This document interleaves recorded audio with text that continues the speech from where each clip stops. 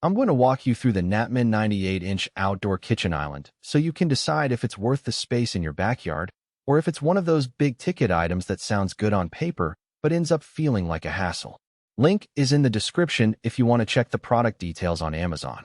Most people who are eyeing a full-size grill like this end up worrying about three things. Will it actually fit on my patio without looking cramped? Can I use it for the kind of cooking I do most often? And does the price make sense compared to a more modular setup? First off, the island is a single, freestanding piece that measures just under 8 feet wide. That's a lot of real estate. So you need to have a fairly open area, think a dedicated patio or a fenced-in yard with room to walk around. If your space is already squeezed with a small table, a fire pit, and a couple of lounge chairs, you'll probably end up feeling like you're navigating a kitchen in a closet every time you want to flip a steak.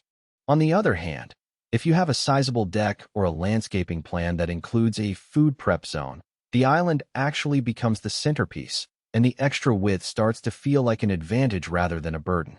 The biggest selling point is the 6-burner cooking system delivering 72,000 BTU. In practice, that means you can run a high-heat sear on one burner while simmering a sauce on another and still have 2 side burners left for side dishes. I imagined a typical weekend spread: a brisket low and slow on the rear burner, a batch of grilled veggies on a side burner, and a quick flash sear of shrimp on the main front burner for the kids. The heat distribution is even enough that you don't have to constantly shuffle pans, which is a real time saver when you're feeding a crowd of 10 or more. The built-in rotisserie also does its job without a lot of fiddling. You just lock the spit in place and let the motor turn the meat at a steady pace. For anyone who enjoys slow-cooked ribs or a whole chicken, that's a genuine convenience you won't find on a standard backyard grill. What really sets this island apart from a plain grill is the integrated refrigerator and sink. The fridge is tucked under the granite countertop, keeping drinks and pre-chopped ingredients within arm's reach. I know a lot of people who complain about having to sprint back to the kitchen for a bottle of wine or a bowl of sauce, and this design eliminates that back and forth.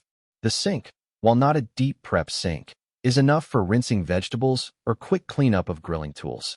The stainless steel construction is marine grade 304, which means it holds up well against the elements, no rust spots after a rainy season, and it's easy to wipe down after a greasy cookout. That durability translates to lower long-term maintenance, which is a subtle but important part of the value equation. Now, let's talk about the practical downsides. First, the island runs on propane, and while the 72,000 BTU output is impressive, it does guzzle gas fairly quickly if you're running multiple burners at high heat for an extended period. If you live in an area where propane delivery is expensive or infrequent, you'll need to factor that recurring cost into your budget. Second, the island sits on gliding caster wheels for mobility, which sounds handy until you realize they're not lock-free. You have to engage the brakes each time you move the unit, and the wheels can leave small marks on softer decking surfaces. If your patio is made of delicate wood or you have a stone surface you're careful about, you might need to add protective mats or be very deliberate about moving it. Another hidden trade-off is the countertop material. The granite look is sleek, but the actual surface is a composite that can be prone to scratches from heavy pots or knives. It's fine for placing a grill pan or a bowl of salad, but if you habitually chop directly on the counter, you'll start seeing wear after a few months. A simple solution is to keep a cutting board handy, which most backyard chefs already do, but it's worth noting that the premium look comes with that extra step. Who should buy this? If you're a serious grill enthusiast who regularly hosts larger gatherings, think birthday barbecues, family reunions, or even a weekend market stall, this island consolidates a lot of the tools you'd otherwise have to buy separately.